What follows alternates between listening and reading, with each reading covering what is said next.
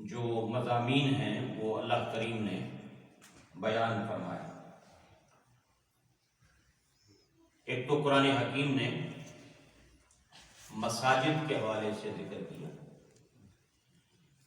اور اللہ کریم نے ارشاد فرمایا انما یعمر مساجد اللہ من آمن باللہ والیوم الآخر، کہ اللہ کے گھروں کو وہی آباد کرتا ہے جو اللہ پر ایمان رکھتا ہے اور یوم آخرت پر ایمان رکھتا ہے، یوم جزا پر ایمان رکھتا ہے۔ یہ قرآن حکیم نے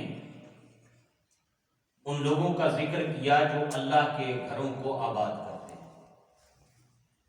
یقیناً مسجدوں کو بنانا، مسجدوں کو آباد کرنا، مسجدوں کی خدمت کرنا، اس کی صفائی ستھرائی، اس کا انتظام و انصرام، یہ بہت بڑی سعادت ہے، خوش بختی ہے۔ حضور سید عالم صلی اللہ علیہ وسلم کی بے شمار حدیثیں ہیں، اور ایک بڑی معروف اور مشہور حدیث پاک ہے جس میں آپ صلی اللہ علیہ وسلم نے ارشاد فرمایا، اس کا مفہوم یہ ہے کہ جس نے ایک فاختہ کے گھونسلے کے برابر بھی مسجد بنائی، جس نے ایک چھوٹے سے گھونسلے، پرندے کے گھونسلے کے برابر بھی، فاختہ کے گھونسلے کے برابر بھی مسجد بنائی، اللہ اسے جنت میں گھر بنائے۔ اب کتنا، یعنی چھوٹا سا وہ گھونسلہ کتنا ہوتا ہے، بندہ کھڑا ہی نہیں ہو سکتا اس میں، نمازی کا پاؤں بھی پورا نہیں آ سکتا، چھوٹے چھوٹے پرندوں کے گھونسلے ہوتے ہیں۔ اس کا معنی یہ ہے کہ جس نے تھوڑا سا بھی سرمایہ لگایا، جس نے تھوڑا سا بھی سرمایہ اللہ کے گھر میں لگایا، اس کے بدلے اللہ اسے جنت میں مکان عطا کرے، محل عطا کرے۔ تو یہ خوش قسمتی ہوتی ہے، اور یہ اہل ایمان کے تعاون سے ہی یہ سارے سلسلے جاری رہتے ہیں۔ پھر قرآن حکیم نے مسجد درار کا ذکر کیا۔ یہ وہ مسجد تھی جسے منافقین نے مدینے میں بنایا، سازش کے لیے، مسلمانوں کو نقصان پہنچانے کے لیے۔ وہ آیات بھی رات کو آپ نے قرآن حکیم کی اس میں سنی۔ تو ابو عامر نامی ایک شخص تھا، نصرانی راہب تھا، اس نے منافقین کو کہا کہ تم مسجد بناؤ۔ منافقین نے مسجد بنائی اور نبی پاک علیہ السلام کو دعوت دی، تسی آ کے اتنے نماز پڑھ کے دعا کر دے ساڈی مسجد، تاکہ ہم یہاں بعد میں بوڑھے لوگ ہیں آس پاس کے نمازیں پڑھ لیا کریں گے۔ سرکار نے فرمایا میں تبوک جا رہا ہوں، واپسی پر دیکھیں گے اللہ کا حکم ہوا تو کیا۔ تو آپ تشریف لے گئے، واپس تشریف لائے۔ اللہ کریم نے حکم فرمایا قرآن حکیم میں، اے حبیب، اے منافقہ نے بنائی ہے تے اے مسلمانوں کو نقصان دین واسطے بنائی ہے، تسی انہاں دی مسجد وچ جانا ہی نہیں، نہ جانا ہے بلکہ اس کو گرا دیں۔ پھر سرکار نے صحابہ کو حکم دیا، وہ گئے، انہوں نے جا کر اس کو گرایا اور اسے آگ لگائی، کیونکہ اس کی بنیاد مسلمانوں کو نقصان پہنچانے پر رکھی گئی۔ وہ مسجد پھر گرائی گئی، اس کا ذکر قرآن حکیم نے۔ پھر آگے اللہ کریم نے نبی پاک علیہ السلام کو فرمایا بھی یہ دی بنیاد تے ہے ہی فساد دے اوتے رکھی گئی سی، تسی اس مسجد تے جا کے کھڑے ہو جدی بنیاد تقوی دے اوتے رکھی گئی۔ آپ وہ مسجد حقدار ہے، آپ وہاں جائیں جس کی بنیاد تقوی پر رکھی گئی ہے۔ وہ کون سی؟ وہ مسجد قباء۔ پھر اللہ کریم نے آگے مسجد قباء کا ذکر کیا۔ یہ وہ عظیم مسجد ہے جہاں نبی پاک علیہ السلام نے فرمایا جس نے 2 رکعت اس مسجد میں نفل پڑھے اللہ اسے عمرے کا ثواب عطا کرے۔ ہر ہفتہ کے دن نبی پاک علیہ السلام پیدل تشریف لے جاتے تھے، کبھی سواری پر کبھی پیدل۔ میرے آقا کریم صلی اللہ علیہ وسلم تشریف لے جاتے تھے، اور سرکار آج بھی، اب تو بلکہ میں نے ابھی سنا کہ وہ جو پیدل حضور کریم علیہ السلام کی گزرگاہ تھی، وہ راستہ تھا جہاں سے سرکار پیدل جاتے تھے، اب وہاں کی حکومت نے وہاں پیدل چلنے والوں کے لیے وہ فٹ پاتھ اور راستہ بڑا خوبصورت بنا دیا ہے۔ تو اب آپ پیدل وہاں سے اسی راستے پہ جا سکتے ہیں جس راستے پر مدینے کے تاجدار علیہ السلام قباء تشریف لے جائے۔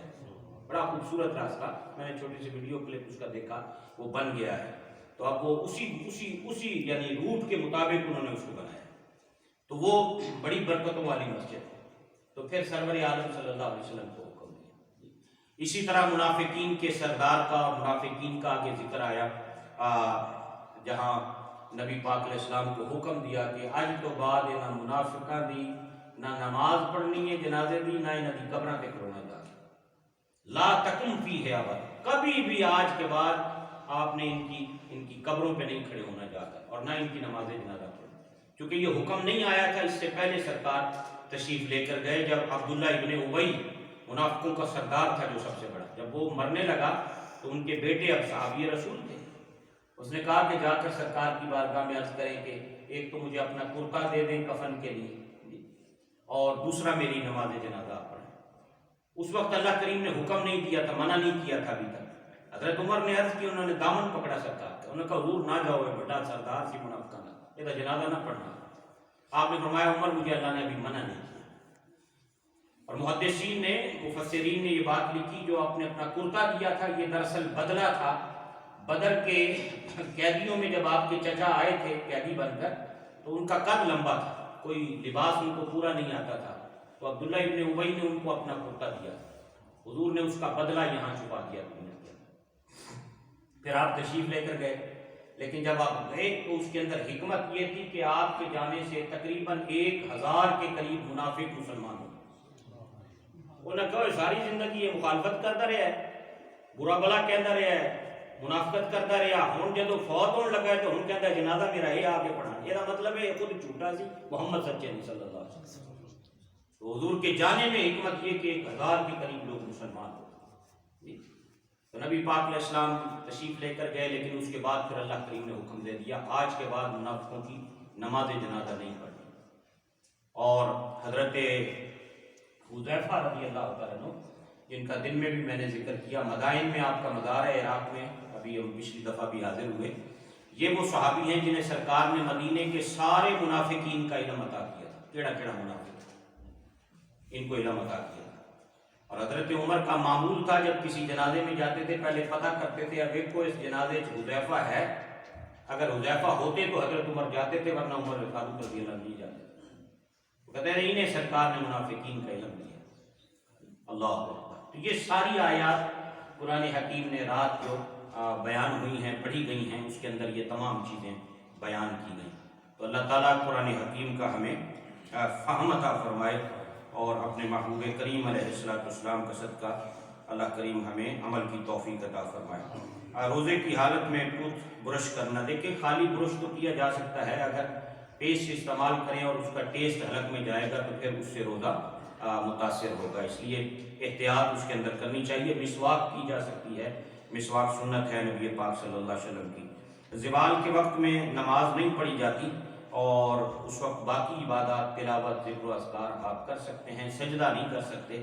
تو اب اس کا ٹائم جو ہے دن میں ہر روز مختلف ہوتا ہے، اس کا ایک طریقہ بہار شریعت میں لکھا ہے، ایوری ڈے زوال کا وقت نکالنے کے لیے کہ اتنے بجے سے اتنے بجے تک زوال کا وقت ہے۔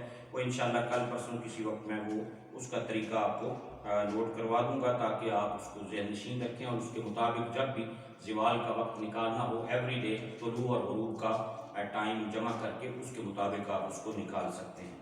اور یہ آج جو چیریٹی افطار والا تھا باکس کا، اس کا آج آخری دن تھا۔ بہت سے احباب نے اپنے نام لکھوائے ہیں، جنہوں نے نہیں لکھوائے وہ آج جاتے ہوئے بھائی کیسر صاحب کے پاس لکھوا سکتے ہیں، اگر کوئی ساتھی رہ گئے ہیں تو انشاءاللہ سیٹرڈے کو یہ آپ حضرات کی خدمت میں جو ہیں وہ پیش کیے جائیں گے۔ اللہ تعالیٰ ہمیں عمل کی توفیق دے اور نیکی کے کاموں میں تعاون کی